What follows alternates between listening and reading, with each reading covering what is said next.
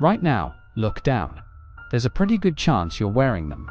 Or maybe they're folded on your chair, hanging in your closet, or sitting in a pile of laundry you've been meaning to do all week. Blue jeans. The most worn piece of clothing in the history of the human race. But here's what almost nobody knows. They weren't designed for fashion.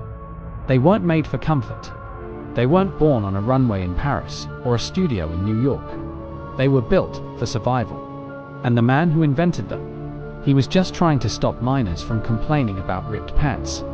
This is the story of how a simple bolt of denim changed the entire world. To understand where jeans came from, you have to go back to one of the wildest chapters in American history. The California Gold Rush, 1849. Hundreds of thousands of men from across America and around the world dropped everything and headed west. Farmers, bankers, immigrants, dreamers, all chasing the same promise. Strike it rich, change your life. The work was brutal. These men were crawling through mines, climbing rocks, hauling equipment across rugged terrain from sunup to sundown, and their clothing, it couldn't keep up. Pants ripped, seams blew out, pockets tore right off. It was a real, constant, frustrating problem, and nobody had solved it. Into this chaos arrived a young Bavarian immigrant named Levi Strauss. He was 24 years old. He had no gold, no land, no connections. What he had was a dry goods business and a very sharp eye for what people actually needed. Levi Strauss set up shop in San Francisco, selling supplies to the miners pouring into California. And over again, he heard the same complaint. These pants don't last. Now Levi was a businessman, not a tailor. But a few years later, a letter arrived that would change everything. It came from a tailor in Reno, Nevada, named Jacob Davis. Jacob had figured something out.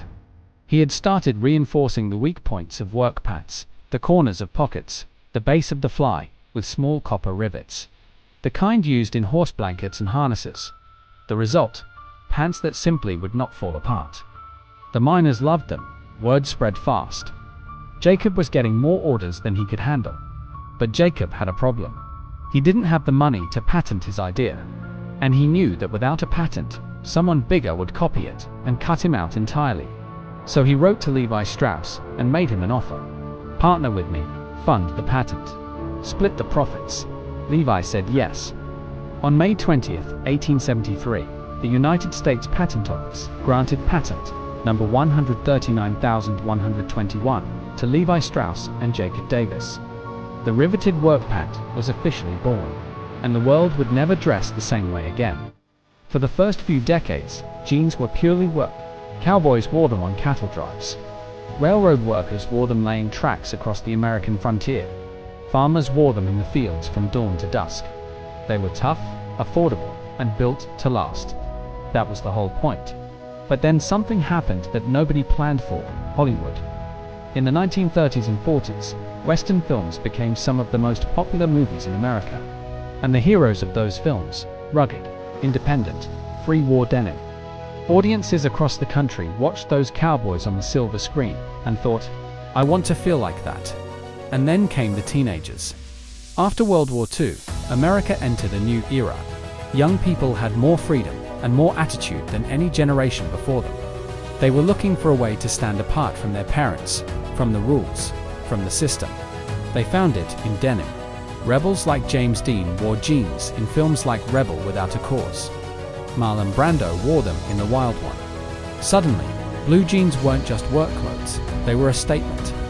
I don't follow your rules. I make my own. Schools started banning them. Parents called them dangerous, which, of course, made teenagers want them even more.